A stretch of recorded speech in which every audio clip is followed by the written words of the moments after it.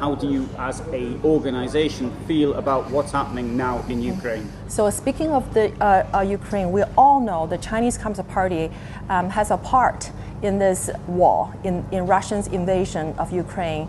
And Xi Jinping is Putin's friend. And so the Chinese Communist Party has been providing moral support, military assistance, and probably financial support for this war. So everybody knows that the Chinese Communist Party is standing on the wrong side of the history. But listen, this is the most important thing, that the Chinese Communist Party does not represent the Chinese people. So in this, the whole Ukrainian refugee operation, you don't see the Chinese government people, you don't see anybody sent by the Chinese Communist Party. What you see here is the new Chinese people from the new federal state of China, because as our vest clearly displays our mission, we are taking down the Chinese Communist Party, we're overthrowing that evil dictatorship. And we have a mission to defend the world peace, security, rule of law by taking down the most threatening existential threat to the humanity, which is the Chinese Communist Party. So when did this tent go up?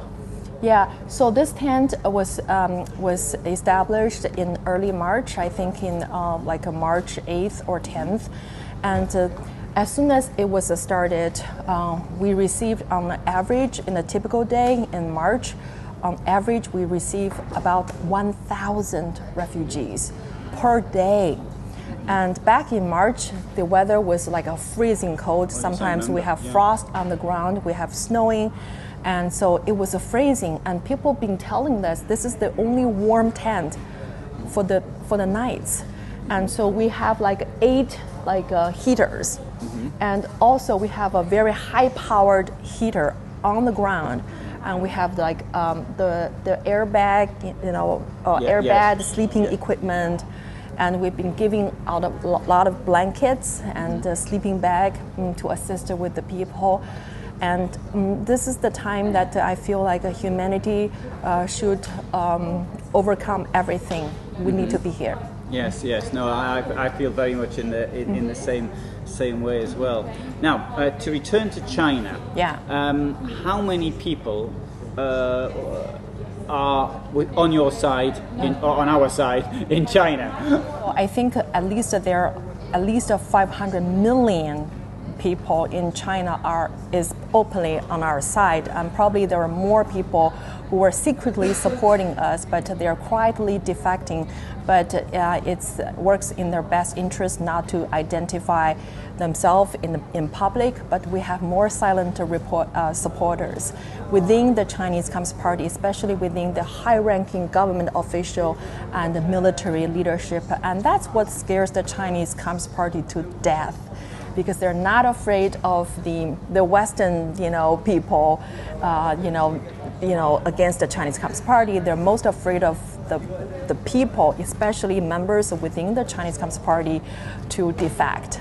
Is there anybody within the leadership who could be more liberal-minded, who could want to overthrow to have a peaceful transition, as happened, for example, in the Soviet Union in 1990?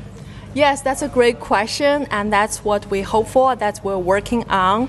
And because we want the revolution to be peaceful, non-threatening, non-harming to the Chinese people.